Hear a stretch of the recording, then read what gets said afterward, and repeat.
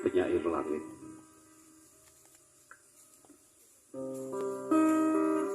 Setelah fajar, setelah sebelumnya darah dan air mata, badai menjelang pagi. Setelah sebelumnya takbir menjadi pembuka atas rumah ibadah yang dibakar, atau para tentara melucuti pakaian demonstran dan tendangan kaki polisi. Malam tadi letusan gunung menggeliat bersama tangis perempuan. Anak-anak menjerit memanggil nama ayahnya yang belum juga pulang. Lalu banjir menggambar air mata paling sunyi, menggenang tanpa ikan.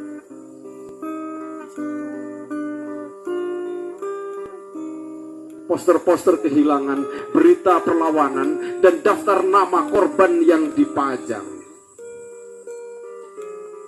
Oh, baiklah, sementara biarkan saja hutan dan gunung terbakar. Biarkan saja sampah menunggu plastik-plastik berakar. Atau biarkan saja gedung-gedung makin tinggi dan membesar. Sungai-sungai biarkan sekarat bahkan terkapar.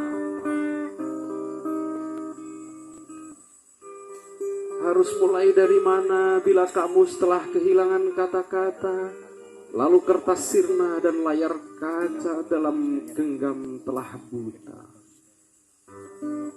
Ngeri ini sungguh terbata, lalu melukis pada mendung.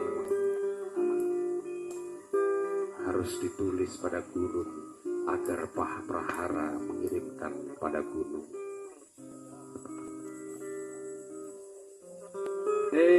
Kemudian puisi-puisi mengalir sebagai ingatan, petisi-petisi ditandatangani hanya sebagai kajian, diskusi-diskusi disfungsi, seminar-seminar sok pintar, dan televisi mabuk limbah dan cucian air iklan.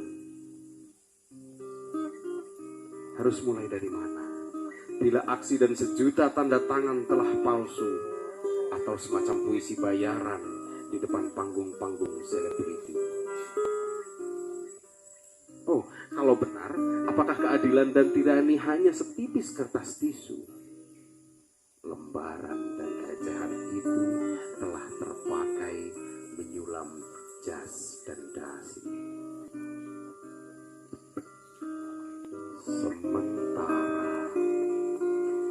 Sementara berita orang hilang terus menjadi pembicaraan, atau tentang nyawa yang kini seharga gorengan kacang, lebur pada ramai gawai terbaru dan tarian eksotis pemerintahan.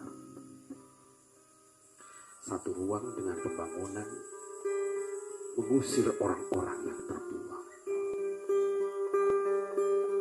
Harus mulai dari mana bila fatwa dan doa telah diperjualbelikan, atau tentang peran sedih dan air mata memimpin drama zikir dan kebaktian? Doa dan air mata telah dibatasi seberapa besar harga pengisi acara. Lalu tentang nyawa dan darah manusia menjadi halal hanya karena mereka berbeda. Hatta tak ada beda, penjilat dan pengabdi, koruptor dan guru ngaji, aktivis mahasiswa dan politisi ternama lahir dari drama demonstrasi. Bagaimana lantang ia saat membakar ban bekas dan berganti orasi. Bagaimana lantang kini menyuarakan porsi berbagi roti dan bungkusan nasi. Sepertinya hutan sudah tinggal sepetak saja. Gunung-gunung purba telah berganti nama. Laut adalah tempat sampah dan muara sumpah serapah. Sungai-sungai mengirimkan kabar tentang kebenaran, kini hanyalah limbah. Lalu, bukankah kita semua telah peduli? Mulut-mulut tak lagi sepi, bebas mencaci, menertawakan atau meneliti. Hingga ayat-ayat Tuhan adalah bagian dari iklan. Akhir bulan mengambil gaji dari mengelola laman berisi kebencian. Dalah ternyata semua peran ini mengaku sebagai pahlawan. Berpose setengah badan dengan kacamata retak dan buram. Buku-buku dan naskah terjemahan deras hujan, namun hanya terbaca bila satu ruang dan sepaham. Lupa bahwa kaki ini mendarat di bumi pada tanah titipan, gagah sebagai khalifah, membusung dada menyatakan wakil Tuhan. Iya, Tuhan segala kerusakan, rakus dan pongah menghitung bintang dan rasi. Padahal tak pernah tahu semesta ini berapa galaksi. Lalu dari sebuah ruang sunyi, altar yoga dan meditasi, kata berserang, kalimat imaji dan bongkahan naskah ratusan tahun. Ini padang gersang bagi ribuan bintang dalam bait puisi. Penyair mengeja satu persatu ayat-ayat terlukis dari badai gurun. Terbang meneropong dari ujung langit, mengetsa pada plat baja, mengumpulkan asam cair dari segala alam, terbit hanya dia positif. Lalu cahaya menembus ruang, terlihat aksara putih dan ribuan diorama. Ledakan puitis, bias porak-poranda, sisa asam masih ngalir, menjelma relief. Sebuah ironi, penyair mengajukan diri sebagai martir bunuh diri. Namun, lebih memalukan bila penyair lari dari medan pertempuran. Atau sebagai penyair telah menahbiskan diri dari lorong sepi, karena penyair langit tak perlu apelativa dan gelar pahlawan.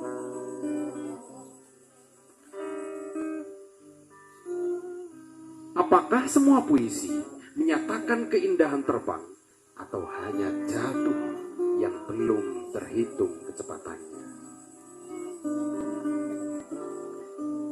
Lalu bagaimana tentang orang-orang yang dihilangkan?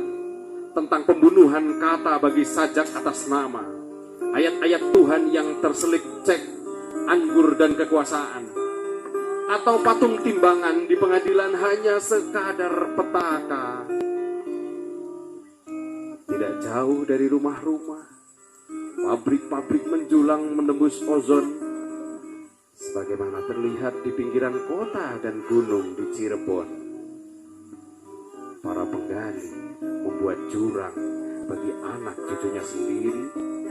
Para pendaki membakar pandangan dan memanaskan mata kaki.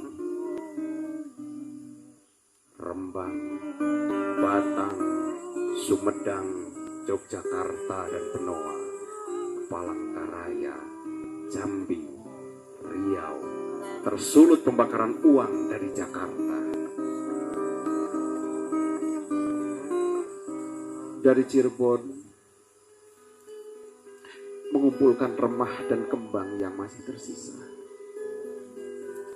Jayakarta meniti jalan sebagai penari sintren yang tertutup matanya. Sampai kemudian terlebih pada Aceh atau Papua. Bukankah limbah di hadapan rumah pun terasa jauh? Air mata takkan sampai ke sana. Teriakan dan kobaran aksi hanya menumpahkan peluh. Lalu bagaimana menjelajah bumi, menyimpan luka, memendam amarah? Puisi hanya caci maki dan sumpah serapah. Penyair di sudut langit merekam pada pita sejarah, menuliskan pada awan, gurun, laut, hutan, gunung dan sawah-sawah. Menyulam kain membalutkannya pada bumi, darah masih mengalir. Didekap di dada, embus nafas pada atmosfer. Sementara langit melambat petang, matahari menyingkir. Seseorang baru terbangun dari tidurnya, mengusap wajah, berharap menjadi penyair lagu. Beranjak pergi. Agustus 2015.